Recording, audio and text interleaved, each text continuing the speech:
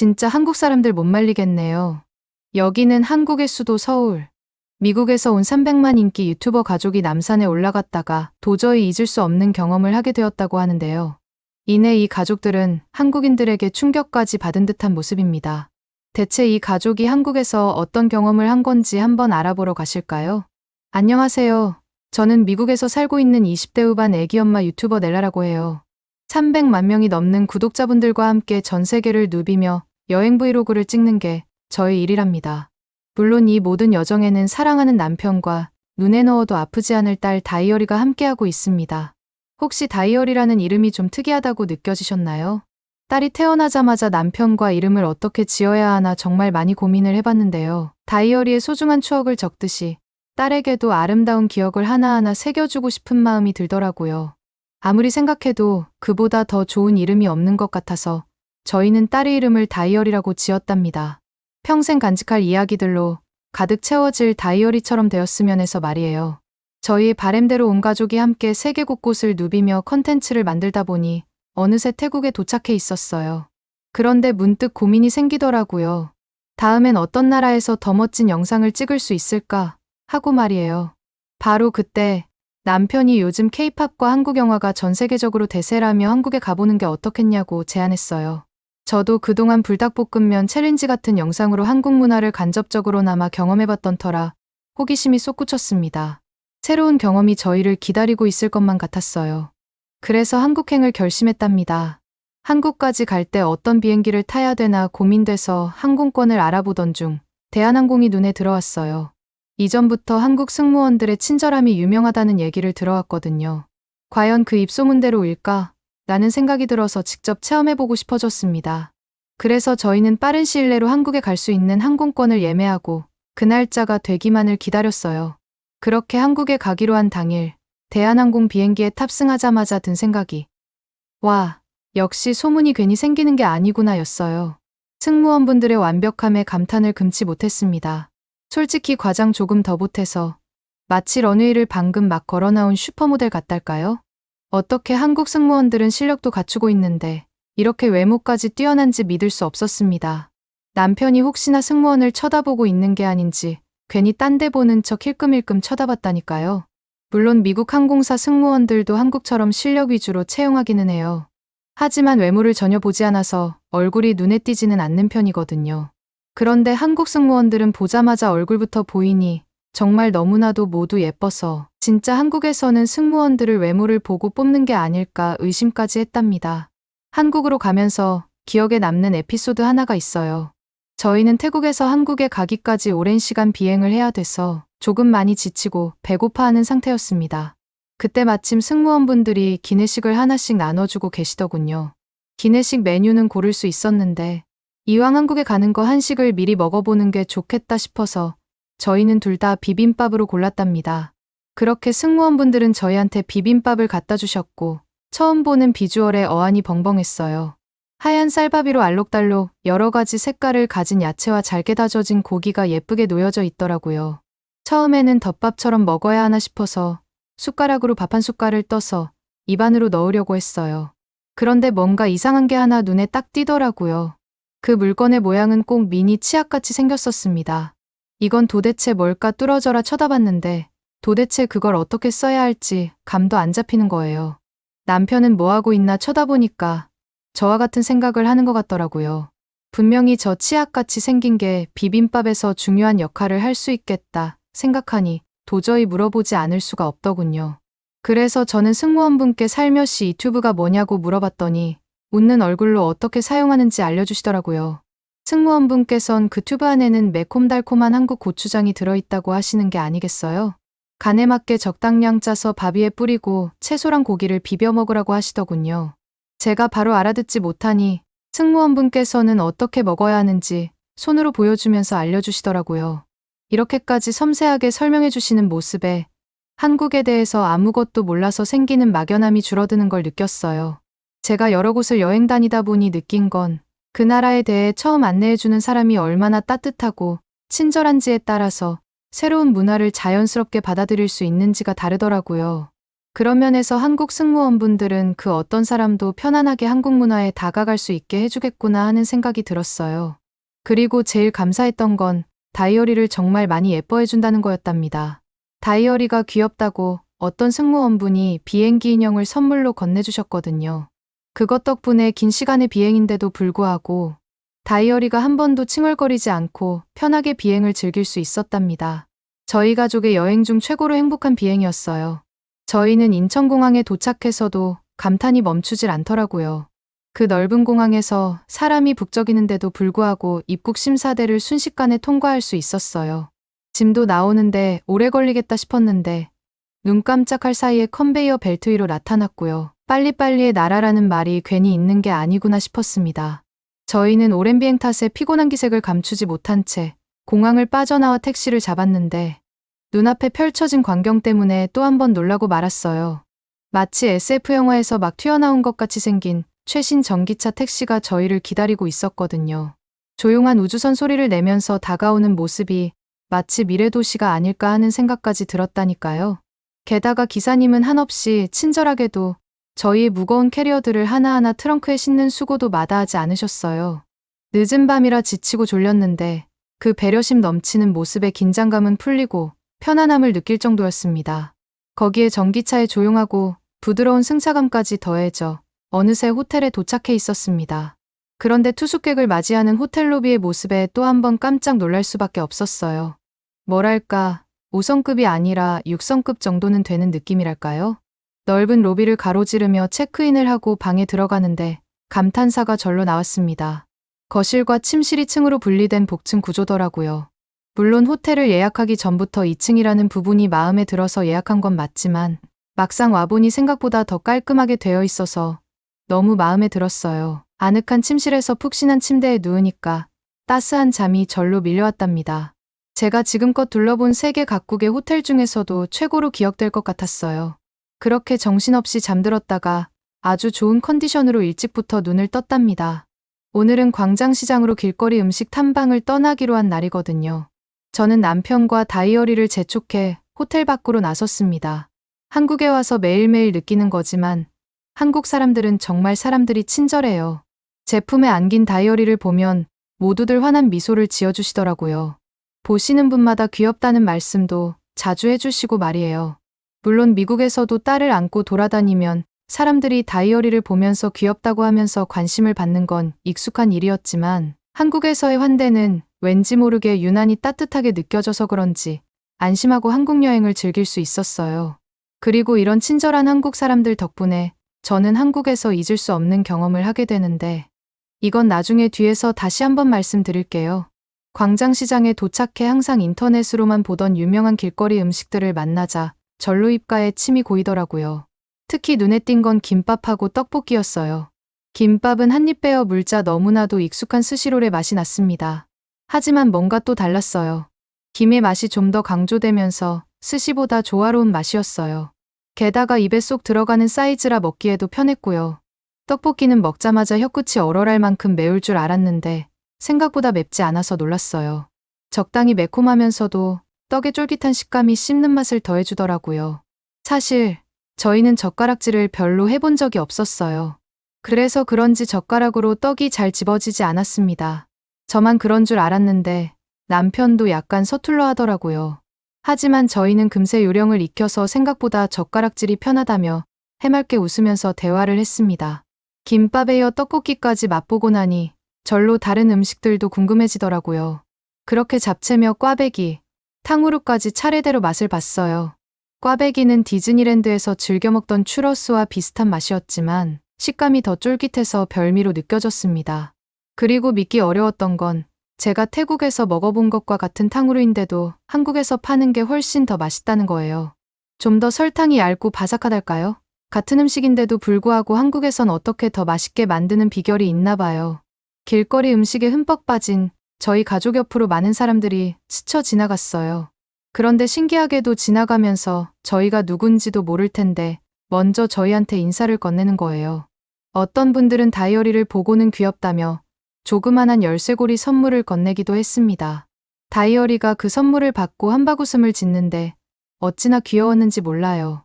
저도 그 열쇠고리 좀 보려고 다이어리한테 달라고 몇 번이고 말했는데 선물이 마음에 들었는지 절대 주지도 않고 꼭 껴안고 있더라고요.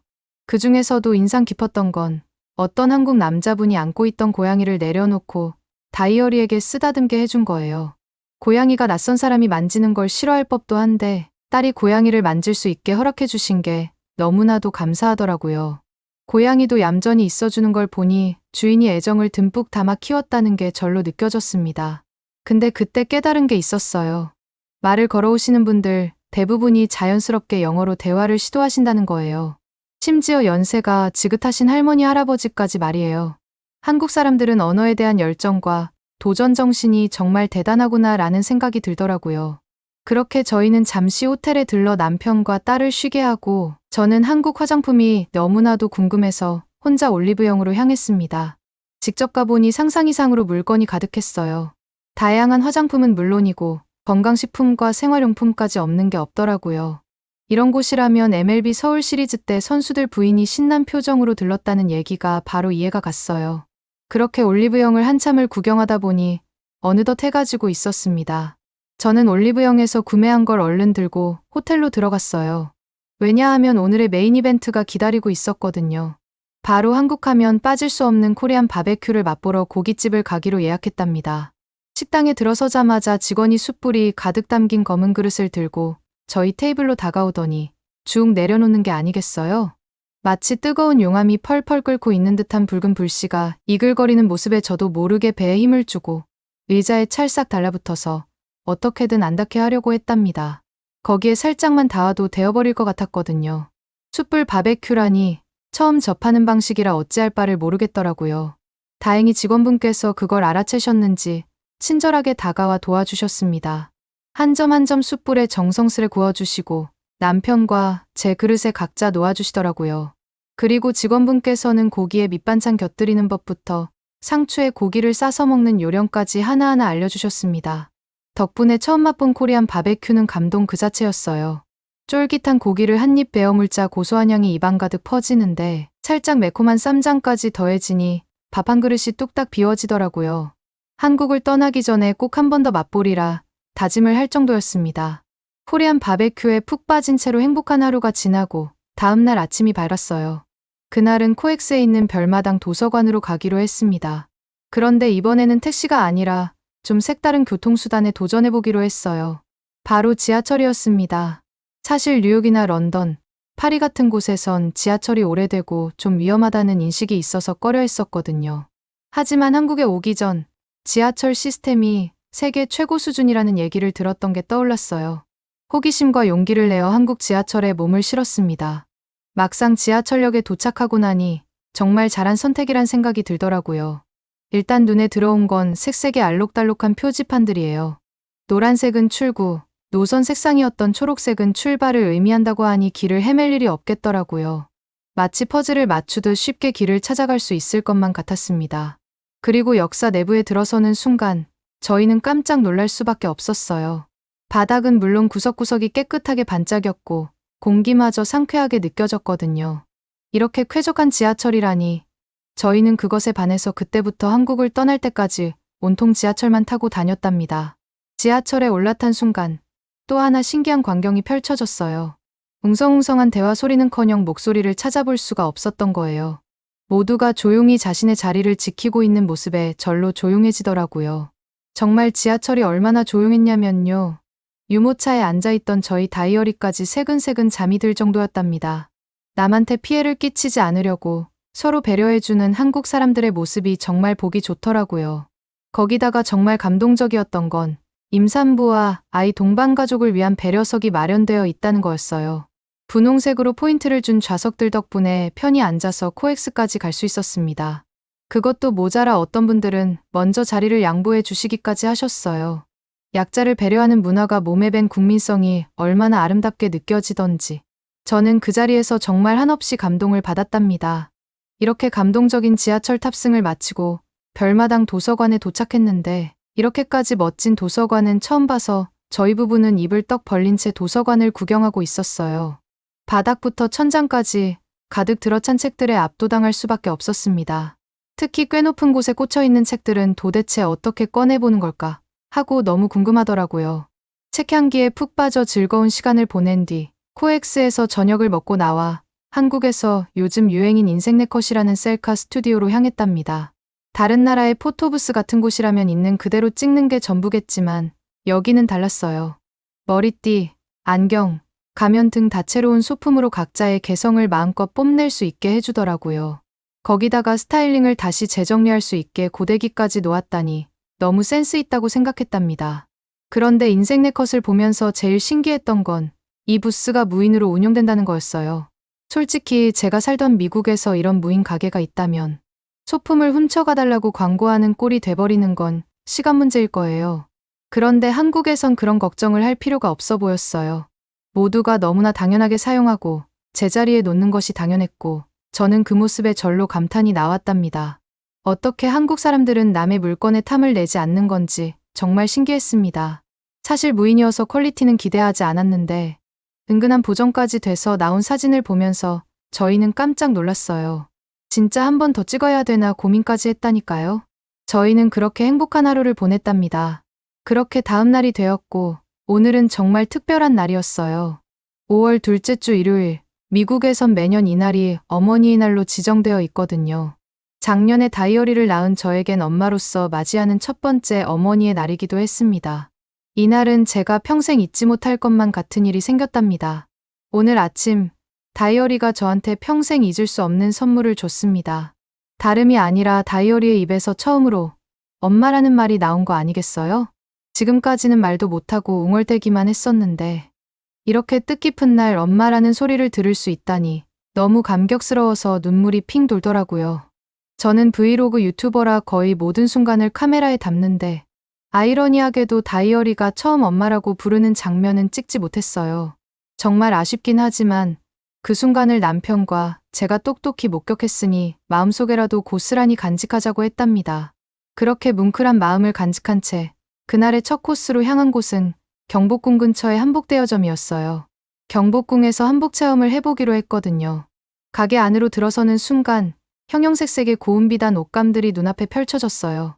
한복이 이렇게 다양한 색상으로 나온다는 걸 정말 처음 알았답니다. 많은 한복들이 마음에 들었지만 그 중에서 제일 마음에 쏙 든 건 다이어리도 입을 수 있는 사이즈로 나온 미니 한복이었어요. 딸과 똑같은 색상의 한복을 골라 입을 수 있게 되니 너무 기쁘더라고요. 남편도 무엇을 입을까 많이 고민하던 중에 한 모자를 골랐습니다. 모자가 생각보다 길어서 쓰면 웃기지 않을까 생각했는데 막상 남편이 그 모자를 쓴 걸 보니 멋있더라고요. 어느 정도 멋있었냐면요. 정말 연애 때 감정이 다시 샘솟을 정도로 남편이 멋있었어요.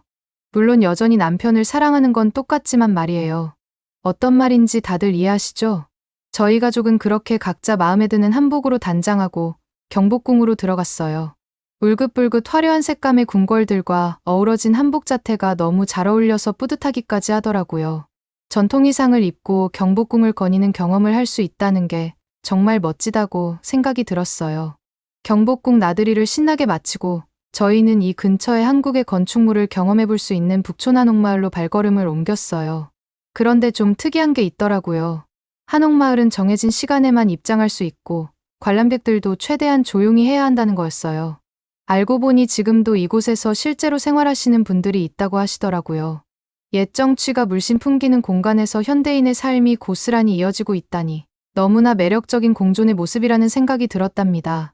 사실 한옥마을 구경이 쉽지만은 않았는데 오르막길이 곳곳에 숨어 있어서 다이어리의 유모차를 끌고 다니기가 만만치 않았답니다. 그래도 한옥들이 옹기종기 귀엽게 모여있는 풍경에 넋을 놓다 보니 그마저도 잊게 되더라고요. 게다가 신기하게도 다이어리가 이곳에서는 마음이 편했는지 금세 낮잠에 들었답니다.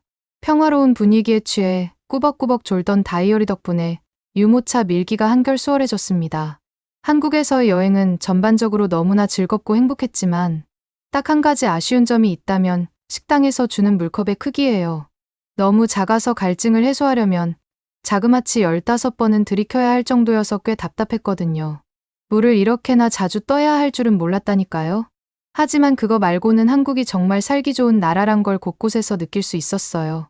특히 유모차를 끌고 다니면서 체감한 한국의 치안은 정말 최고였습니다. 사실 저희 가족은 전 세계를 돌아다니다 보니 유모차를 일일이 가지고 다니는 건 너무 번거로운 일이었거든요. 한국에서 가장 좋았던 점은 하루에 4달러 정도만 내면 유모차를 빌릴 수 있다는 거였어요. 물론 다른 나라에서도 유모차를 대여해주는 경우가 있긴 한데 시도도 못 해봤거든요. 혹시나 유모차를 누군가 훔쳐가면 그땐 정말 난감한 일이 생기는 거니까요. 하지만 한국에서는 치안이 정말 좋다고 하기에 용기를 내서 유모차를 빌렸답니다. 역시나 한국에선 신기하게도 유모차를 잠시 두고 온 사이라도 훔쳐가는 일이 단 한 번도 없는 게 아니겠어요? 그래서 유모차가 없어질 일은 생각하지도 않고 마음 편히 여행을 즐길 수 있었습니다. 이런 안전함 덕분에 한국에서의 나날들이 더 특별하게 느껴졌어요. 오죽하면 제가 유튜브 영상에서도 한국에 아이를 데리고 간다면 유모차를 가져오지 말고 꼭 대여하라고 꿀팁이라고 말을 할 정도로였다니까요. 저희는 미국으로 돌아가기 전에 지난번에 먹어본 코리안 바베큐가 너무 맛있어서 다른 가게를 한 번 더 가보기로 했습니다. 그런데 거기서 생각해보지도 못한 획기적인 주문 시스템을 발견했어요. 테이블마다 태블릿 PC가 설치되어 있는데 직원 말고 그걸로 주문하면 되더라고요. 저희는 당연히 그거로 주문하게 되면 꽤 오랜 시간이 걸릴 줄 알았는데 전혀 그렇지 않은 거 있죠? 주문하고 고작 20초 만에 직원이 딱 나오는 거예요. 제가 이걸 발견하자마자 남편한테 말을 했는데 처음엔 남편이 말도 안 된다고 믿질 않더라고요. 오죽하면 저희는 실험 삼아 물 한 잔 주문해서 초를 재기까지 했답니다. 남편과 제가 물을 주문하고 초를 세웠는데 직원분께서 진짜 20초 만에 도착하는 거 있죠? 남편도 믿기지 않았는지 이걸 보고 신기하다며 얼마나 웃었는지 몰라요. 이번엔 직원분이 구워주는 게 아니라 저희가 직접 구워 먹었는데 노릇노릇 잘 익은 고기를 한 입 베어 물자 입안 가득 육즙이 퍼지더라고요. 2번씩이나 와본 보람이 있었달까요? 한국에서 여행하면서 제일 인상 깊었던 부분은 남산으로 이동해서였어요. 저희는 남산 케이블카를 타고 천천히 정상으로 올라갔답니다. 꼭대기로 올라가 보니 서울의 모습이 한눈에 들어오는데 멋진 풍경에 절로 탄성이 나오더라고요. 서울은 작은 줄 알았는데 제 예상을 훌쩍 뛰어넘는 거대한 도시라는 걸 실감하기도 했어요. 저희는 뭐랄까 둘러보고 있었는데 다들 남산에 올라와서 자물쇠를 달고 있더라고요. 남편한테 저도 어머니 날을 기념해서 사랑의 자물쇠를 걸고 싶다고 말하니 잽싸게 자물쇠를 하나를 어디선가 사오더군요. 저는 저희 가족의 이름하고 날짜, 그리고 다이어리랑 함께 그린 하트까지 새겨서 영원히 간직하고 싶은 이 순간을 기록했답니다. 앞으로도 잊지 못할 추억이 될 것만 같았거든요. 자물쇠를 달고 오니 날씨가 부쩍 쌀쌀해지기 시작했어요. 꽤 높은 곳이라서 그런지 다이어리가 감기라도 걸리면 어쩌나 걱정이 앞섰습니다. 어떻게 해야 되나 당황해서 두리번거리던 중 결국 안 되겠다 싶어서 얼른 숙소로 돌아가려는데 그때 갑자기 낯선 한국 사람 몇 분이 저희한테 다가오시는 거예요. 솔직히 처음 뵙는 분들이라 너무 당황스럽고 약간 겁이 나기도 했어요. 설마 무슨 위험한 일이라도 생기는 건 아닐까 싶었거든요. 그런데 그분들 손에 든 걸 보고 그만 저희 부부는 눈이 휘둥그레질 수밖에 없었어요. 따뜻한 담요를 가지고 오셔서 다이어리에 몸을 가득 덮어주시더라고요. 저희는 얼떨떨하기도 하고 너무 감사해서 감사하단 인사를 했는데 이어서 다른 분도 저희한테 다가오시더라고요. 그분들은 아주 귀엽고 깜찍한 아기 양말을 들고 계셨답니다. 추운 날씨에 아기가 감기 걸리면 여행도 망칠 수 있고 힘들 거라면서 꼭 신겨주라고 양말을 건네시는 거예요. 심지어 저희가 이런 소중한 선물을 그냥 받을 수 없다 하면서 값을 치르겠다고 했는데 단칼에 거절하시면서 그냥 선물이라고 하시더라고요. 정말 믿을 수 없는 감동을 어떻게 말로 다 표현할 수 있을까요? 정말 고마운 마음을 한아름 안고 저희는 숙소로 향했어요. 이 담요와 양말 덕분에 다이어리도 감기에 걸리지 않고 포근한 잠자리에서 잠에 들 수 있었답니다. 이 모든 게 따뜻한 한국인들의 마음씨 덕분이라는 걸 저희 가족은 절대 잊지 못할 거예요. 한국은 아름다운 풍경도 맛있는 음식도 많지만 무엇보다 이런 정이 넘치는 사람들이 있어 더 사랑스러운 나라인 것 같아요. 저희는 미국으로 돌아가면서 꼭 한국으로 다시 돌아오자고 다짐했답니다. 그나저나 저희 가족이 한국에 다시 오게 되면 한국 분들께 느낄 수 있었던 따뜻한 마음을 보답하고 싶은데 혹시 어떤 방법으로 보답하는 게 좋을까요? 추천해 주시면 감사하겠습니다. 오늘의 사연은 어떠셨나요? 오늘의 사연이 마음에 드셨다면 구독과 좋아요를 눌러주세요. 구독과 좋아요는 더 좋은 사연을 소개해드리는데 큰 힘이 된답니다. 긴 영상 시청해주셔서 감사합니다. 오늘도 행복한 하루 보내세요.